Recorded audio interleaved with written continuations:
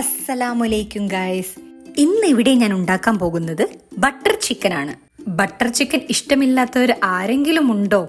നല്ല ചൂടുള്ള പൊറാട്ടയും ബട്ടർ ചിക്കനും കൂട്ടി നല്ലൊരു അടിക്കുന്ന സമയത്തു വാവ്! ഇതിനായി ഞാനിവിടെ നന്നായി കഴുകി വൃത്തിയാക്കി വെച്ച ചിക്കനാണ് എടുത്തിട്ടുള്ളത്. ചിക്കൻ ഒന്ന് മാഗ്നേറ്റ് ചെയ്യാൻ 1/2 ടീസ്പൂൺ മഞ്ഞൾപ്പൊടി, 1/2 ടീസ്പൂൺ മുളക് പൊടി, 1/2 ടീസ്പൂൺ മല്ലിപ്പൊടി, പാകത്തിന് ഉപ്പ്, garam masala, ginger garlic paste, കുറച്ച് ലെമണും കൂടി ആഡ് ചെയ്ത് നന്നായി ഇതൊന്ന് മിക്സ് ചെയ്ത് 20 മിനിറ്റ് റെസ്റ്റിലേക്ക് വെക്കുക. ഇതിൽ തൈരോ നാരങ്ങനീരോ ഏതെങ്കിലും ഒന്ന് മിക്സ് ചെയ്താൽ മതി കേട്ടോ. ഇനി ഇതിനാവശ്യമുള്ളത് 2 സവാള, 2 തക്കാളി, 3 പച്ചമുളക് എന്നിവയാണ്. ഇനി ഇവനാണ് നമ്മുടെ താരം, ബട്ടർ. ഞാൻ അമൂലിന്റെ ബട്ടർ ആണ് എടുത്തിട്ടുള്ളത്. ഒരു ഫ്രൈങ് പാൻ അടുപ്പത്ത് വെച്ച് നമ്മുടെ ബട്ടർ ഇതിലേക്ക് ആഡ് ചെയ്ത് കൊടുത്ത് നന്നായി ഒന്ന് മെൽറ്റ് ആയതിനു ശേഷം അരമണിക്കൂർ നമ്മുടെ റെസ്റ്റിന് വെച്ച ചിക്കൻ ഇതിലേക്കിട്ട് ഒന്ന് ഫ്രൈ ചെയ്തെടുക്കുക. ലോ ഫ്ലെയിമിലിട്ട് മാത്രം ഇത് കുക്ക് ചെയ്തെടുക്കുക. തിരിച്ചും മറിച്ചും ഇട്ട് നന്നായി ഇതൊന്ന് ഫ്രൈ ചെയ്തെടുക്കുക. മിക്കവാറും നമ്മൾ ഹോട്ടലുകളിൽ പോയാൽ വെള്ളയപ്പത്തിനും പൊറാട്ടയ്ക്കും എല്ലാം നമ്മൾ ബട്ടർ ചിക്കൻ ഓർഡർ ചെയ്യാറുണ്ട് അല്ലേ? പക്ഷെ നിങ്ങൾക്ക് ചിക്കൻ വീട്ടിലുണ്ടെങ്കിൽ വളരെ എളുപ്പത്തിൽ തന്നെ ഈ ഒരു ഐറ്റം നിങ്ങൾക്ക് തയ്യാറാക്കാം, ടേസ്റ്റി ആയിട്ട്. അപ്പൊ നമ്മുടെ ചിക്കൻ ഏകദേശം ഫ്രൈ ആയി വന്നിട്ടുണ്ട്. ഇനി ഇത് ഫ്രൈ പാനിൽ നിന്ന് നമുക്കൊരു പ്ലേറ്റിലേക്ക് മാറ്റിയെടുക്കാം. ഇനി അടുത്ത സ്റ്റെപ്പായി ഈ ഒരു പൊരിച്ച ഫ്രൈ പാനിൽ തന്നെ പട്ട, ജിഞ്ചർ ഗാർലിക് പേസ്റ്റ് എന്നിവ ഇട്ട് നന്നായി ഒന്ന് മിക്സ് ചെയ്ത് വന്നതിന് ശേഷം നമ്മുടെ സവാള കുനുകുനാ ചോപ്പ് ചെയ്തതും കൂടി ഇതിലേക്ക് ആഡ് ചെയ്ത് നല്ല കടുകുവറ എന്ന് പറഞ്ഞ് നന്നായി ഇതൊന്ന് ഇളക്കി കൊടുക്കുക. ഇത് ജസ്റ്റ് ഒന്ന് വാടി വരുമ്പോഴേക്കും നീളത്തിൽ അരിഞ്ഞു വെച്ച പച്ചമുളകും കൂടി ഇതിലേക്ക് ആഡ് ചെയ്ത് വീണ്ടും ഒന്ന് നന്നായി ഇളക്കി കൊടുത്തതിന് ശേഷം നമ്മൾ അരിഞ്ഞു വെച്ച തക്കാളിയും കൂടി ഇതിലേക്ക് ആഡ് ചെയ്ത് വീണ്ടും ഒന്ന് നന്നായി ഇളക്കി കൊടുക്കുക. അങ്ങനെ ഇവ മൂന്നും കൂടി ചേർന്ന് നന്നായി വാടി വരുമ്പോഴേക്കും നമ്മുടെ പൊടികൾ ഓരോന്നോരോന്നായി ചേർത്ത് കൊടുക്കുക.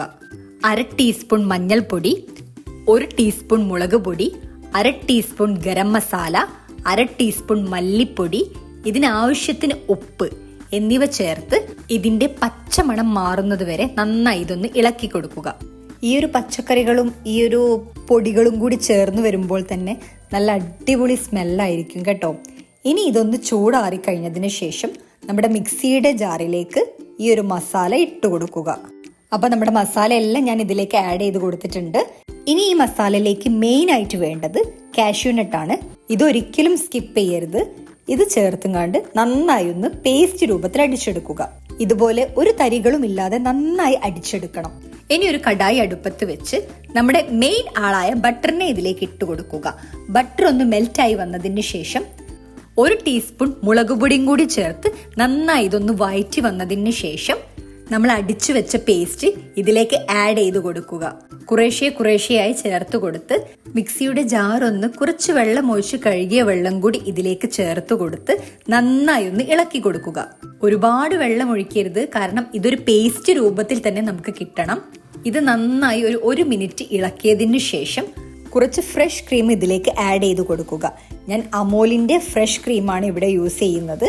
അപ്പൊ കുറച്ച് ക്രീം ഒഴിച്ചതിന് ശേഷം നമ്മൾ ഫ്രൈ ചെയ്ത് വെച്ച ചിക്കൻ ഇതിലേക്ക് ഇട്ട് നന്നായി ഇതൊന്ന് മിക്സ് ചെയ്ത് കൊടുക്കുക. എന്നിട്ട് ഒരു 2 മിനിറ്റ് ഇതൊന്ന് അടച്ചു വെച്ച് വേവിക്കാം, കാരണം ഈ ചിക്കൻ ഓൾറെഡി വെന്തിട്ടുണ്ട്. ഇനി ഈ ഒരു ചിക്കനിലേക്ക് ഈ ഒരു പേസ്റ്റും ക്രീമും എല്ലാം കൂടി മിക്സ് ചെയ്യാൻ വേണ്ടിയിട്ടാണ് അടച്ചു വെച്ച് ഒന്ന് കുക്ക് ചെയ്യണം എന്ന് പറയുന്നത്. അങ്ങനെ നമ്മുടെ 90% അടുത്തോളം നമ്മുടെ ജോലി കഴിഞ്ഞിട്ടുണ്ട്. ഇനി ഇത് കുക്കായി വന്നതിന് ശേഷം അടപ്പ് തുറന്ന് ഇതിന്റെ മുകളിൽ കുറച്ച് കസൂരി മേത്തിയാണ് ഇട്ട് കൊടുക്കേണ്ടത്. എൻ്റെ കയ്യിൽ കസൂരി മേത്തി ഇല്ലാത്തത് കൊണ്ട് മല്ലിയില ചെറുതായി മുറിച്ചത് ഞാൻ ആഡ് ചെയ്ത് കൊടുക്കുന്നുണ്ട്. നിങ്ങൾ തീർച്ചയായിട്ടും നിങ്ങളുടെ കയ്യിലുണ്ട് എന്നുണ്ടെങ്കിൽ നിങ്ങൾ അത് തന്നെ ആഡ് ചെയ്യണം. ഇനി കുറച്ചുകൂടെ ഫ്രഷ് ക്രീമും കൂടി ഒഴിച്ചു കൊടുത്താൽ നമ്മുടെ പൊളി ഐറ്റം ഇവിടെ റെഡി ആയിട്ടുണ്ട്. ശരിക്കും നല്ലൊരു സ്മെല്ല് തന്നെ വരുന്നുണ്ട് കേട്ടോ. അടിപൊളി ടേസ്റ്റും ഉണ്ട്. നമ്മുടെ വീട്ടിൽ ഗസ്റ്റുകൾ വരുന്ന സമയത്തും ചപ്പാത്തിയിലേക്കും പൊറാട്ടയിലേക്കും നൈസ് പത്തിരിയിലേക്കും എല്ലാം ടേസ്റ്റി ആയിട്ട് കഴിക്കാൻ പറ്റുന്ന ഒരു അടിപൊളി ഐറ്റമാണിത്. തീർച്ചയായിട്ടും നിങ്ങൾ ഇതൊന്ന് ട്രൈ ചെയ്ത് നോക്കുക. അപ്പോൾ ഗൈസ്, എൻ്റെ വീഡിയോ ആദ്യമായിട്ടാണ് നിങ്ങൾ കാണുന്നതെങ്കിൽ ഒന്ന് സബ്സ്ക്രൈബ് ചെയ്യാനും ആ ബെല്ലൈക്കണും കൂടി ഒന്ന് പ്രസ് ചെയ്യാനും മറക്കല്ലേ.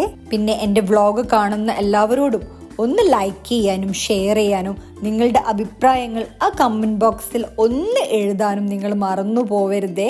കാരണം നിങ്ങൾക്ക് എല്ലാവർക്കും എൻ്റെ വീഡിയോ ഇഷ്ടമാകുന്നുണ്ടോ എന്ന് അറിയാൻ വേണ്ടിയാണ്. അപ്പോൾ താങ്ക്